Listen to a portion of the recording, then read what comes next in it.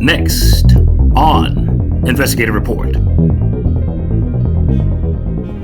In an effort to drown out our worries of the day, we are overeating to cope, injecting carcinogenic substances into our veins or inhaling them into our lungs. We are searching desperately for a momentary feeling of peace. What doesn't come in a bottle surely arrives on time in a pill. But why do we mask these same behaviors and addictions on the job? Why is it that our closest friends have no idea that we are hurting in many unhealed places of the heart?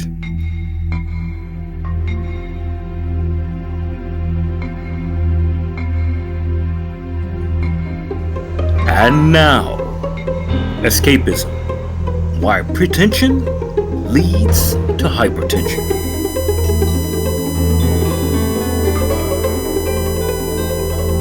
It is a proven medical fact that most heart attacks occur around 9 a.m. on each Monday morning of every working week in America.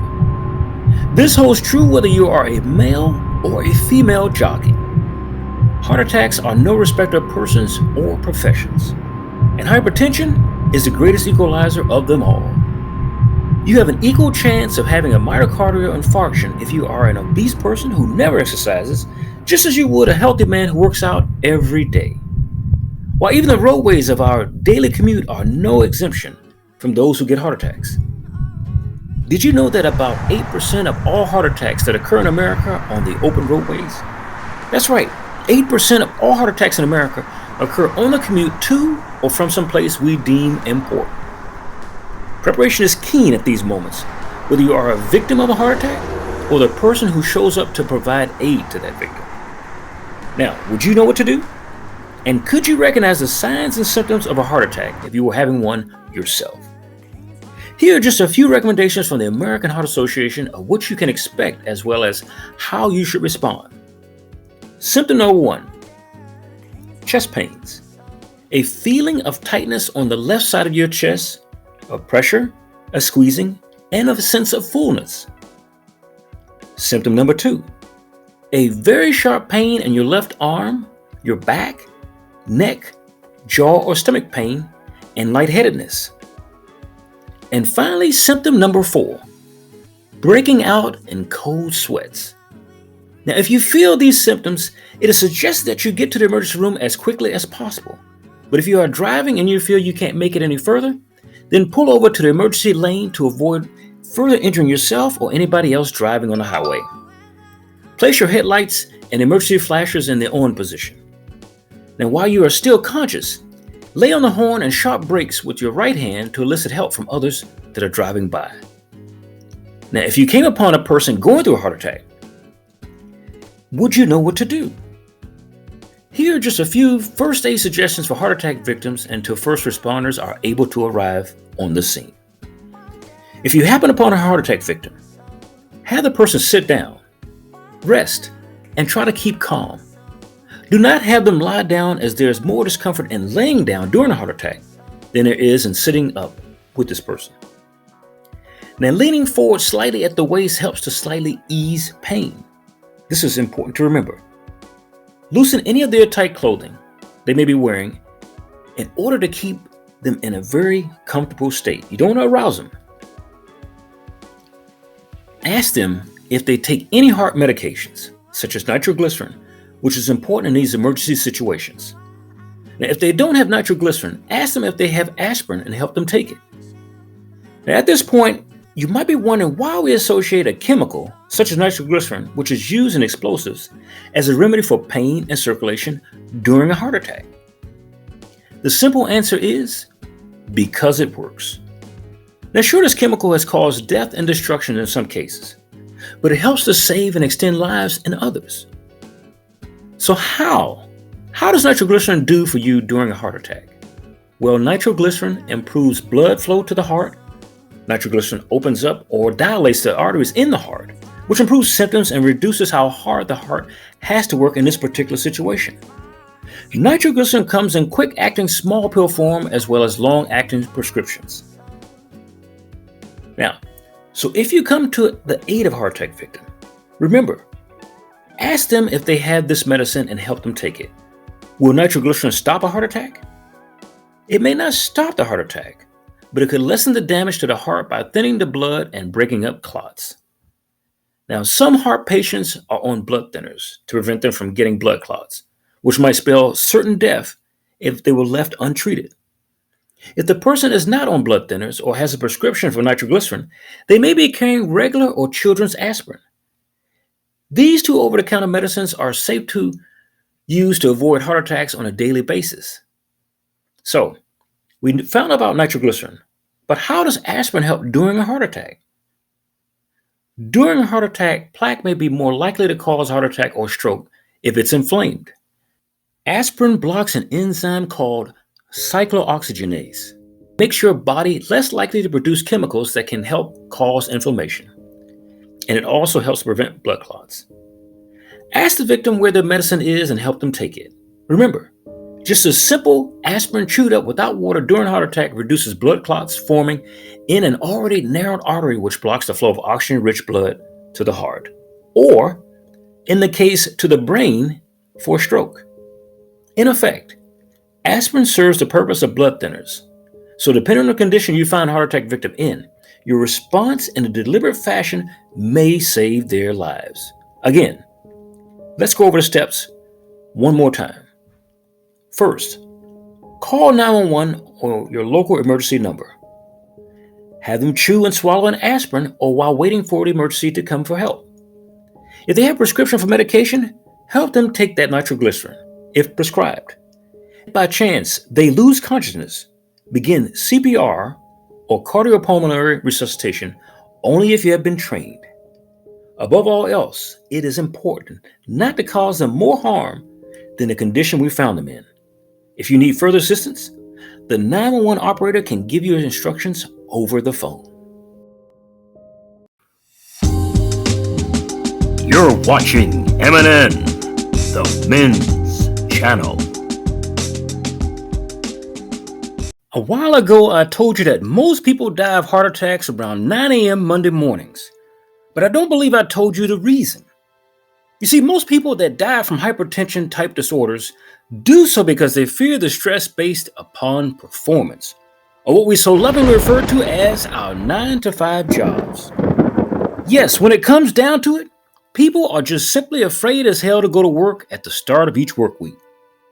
But even this fear doesn't stop us from putting our best foot forward.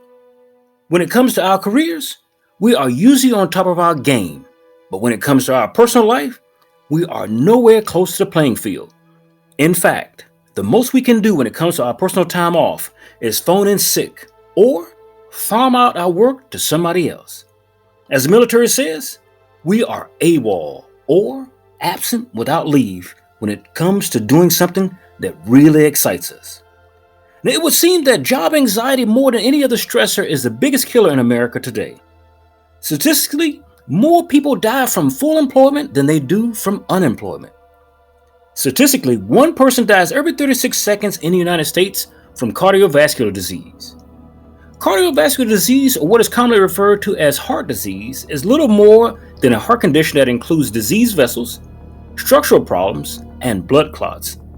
Of these factors, about 655,000 Americans die from heart disease each year. Even more astounding is that twice as many people died in America last year from heart disease than COVID. Hard to believe? Well, here are the numbers. Last year, 690,882 people died from heart disease, while 345,323 people died of COVID-19 complications. So I guess the old adage is true, that we don't die as much of what we eat, but what is eating at us. Which brings me to the first prompter of hypertension, and that being a poor diet. When we manage our pains and our stresses through salty, fatty, or sugar foods, we feed more than just our bodies. Eat too much salt? This contains sodium, and your body holds extra water to wash the salt from your body. In some people, this may cause their blood pressure to rise. The added water places stresses on our heart and blood vessels. Heart attacks alone? More than 16 years of life are lost on average according to American Heart Association statistics. Researchers estimate people with heart failure lose nearly 10 years of life compared to those without heart failure. And according to a prominent healthcare study, about 2/3 of patients older than 65 who experience a mitochondrial infarction die within 8 years, and nearly half die in the time frame even if they received coronary intervention or coronary artery bypass surgery. So sure, what we eat affects our health, but what is eating us affects us even more than that. The human heart health is a reflection of the soul, a reflection of the way we feel about ourselves and the people around us. Most people want the best out of life for themselves and not the worst. So when we crave the best out of our life and we don't usually receive it, we take that out on the person closest to ourselves. And that person is us. To this end, we abuse food, drugs, and alcohol. And it is these ingredients with personal problems that we inherited in our childhood, and those contribute greatly to hypertension and early death. And it is this hypertension that contributes to heart disease, strokes, and heart attacks. It is this hypertension that has its roots in our pretentious attitudes in public and around our closest friends and family members to pretend that nothing in the world is wrong. In this way, we don't have to explain what happened to us as a child, or why it is that's still affecting us as adults. Most of us carry a mask in public of the way we would like to be viewed by strangers, and the other way we are actually viewed by the families we have little respect for. If we truly valued ourselves the way we hoped the public would, our health and our happiness would reflect this. But in America, we are not raised to respect ourselves as much as we are raised to respect strangers and friends around us. In fact, we are trained more to forgive people that are mean to us or hurt us than we are trained to forgive ourselves for the things that we have done. We're trained to motivate and support other people as long as we are not one of those persons. Take this scenario for example. Imagine that you are capable of giving a total stranger or a friend some sage advice that would change their life in an instant. That person indeed took your advice to heart and turned their life around and became prosperous. Why? Because they believed in you more than you believed in yourself. But ironically, the people who will grow from our advice won't accept or live by their own sage advice just as much as we are condemned to mistrust ourselves. What addictions are you fighting? What addictions that are leading to hypertension in your life? What secrets do you possess that if you told would set you free and allow you to live your dreams instead of occupying your nightmares? Remember this as I close.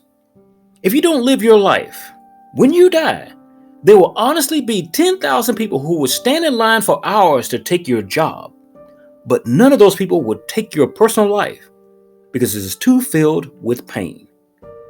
For Investigative Report, this is Charles Rivers. Thank you for watching.